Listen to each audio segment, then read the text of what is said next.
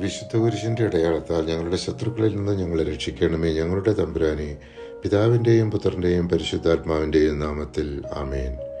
പ്രഭാഷകൻ അദ്ധ്യായം 24 ജ്ഞാനം ദൈവത്തിൽ നിന്ന് പുറപ്പെട്ട് ലോകത്തിൽ വ്യാപിക്കുന്നു എന്ന് വിവരിക്കുന്നു. അത്യുന്നതന്റെ നാവിൽ നിന്ന് പുറപ്പെട്ട് മൂടൽ മഞ്ഞുപോലെ ഞാൻ ഭൂമിയെ ആവരണം ചെയ്തു. പ്രഭാഷകൻ 24 അധ്യായം 3 തിരുവചനം. ജ്ഞാനത്തിന്റെ മഹത്വവും ദുഷ്ടതയുടെ അപകടവും വിവരിക്കുന്നതാണ് പ്രഭാഷകൻ 25 അധ്യായം. ജ്ഞാനം നേടിയവൻ എത്ര ശ്രേഷ്ഠൻ! ദൈവഭക്തനേക്കാൾ ഉത്കൃഷ്ടനായി ആരുമില്ല. പ്രഭാഷകൻ 25 അധ്യായം 10 തിരുവചനം.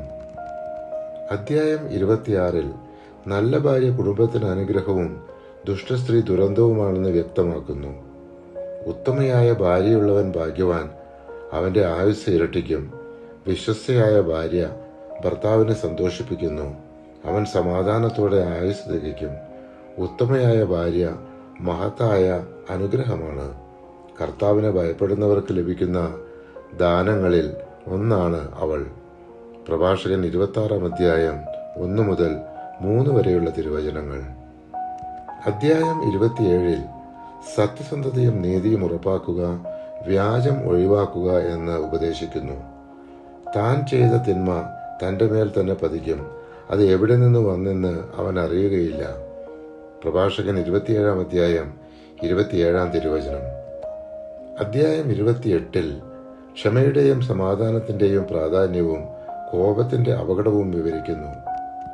പ്രതികാരം ചെയ്യുന്നവനോട് കർത്താവ് പ്രതികാരം ചെയ്യും, അവിടുന്ന് അവന്റെ പാപം മറക്കുകയില്ല.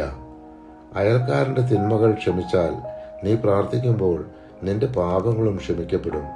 പ്രഭാഷകൻ 28 അധ്യായം 1-2 തിരുവചനങ്ങൾ. അധ്യായം 29 ദാനം, കടം, വിശ്വാസ്യത എന്നിവ വിവരിക്കുന്നതോടൊപ്പം ദൈവത്തിൽ ആശ്രയിക്കുക എന്ന് നമ്മെ ഉപദേശിക്കുന്നു. കൽപ്പനകളെ പ്രതി ദരിദ്രനെ സഹായിക്കുക, ആവശ്യക്കാരനായ അവനെ വെറും കൈയോടെ അയക്കരുത്. പരിശുദ്ധാത്മാവെ, തിരുവചനത്തിന്റെ അനന്തശക്തിയാൽ ആത്മാവിന്റെ ഫലങ്ങളും ദാനങ്ങളും നൽകി തീഷ്ണതയാൽ ഞങ്ങളെ ജ്വലിപ്പിക്കണമേ. ആമേൻ.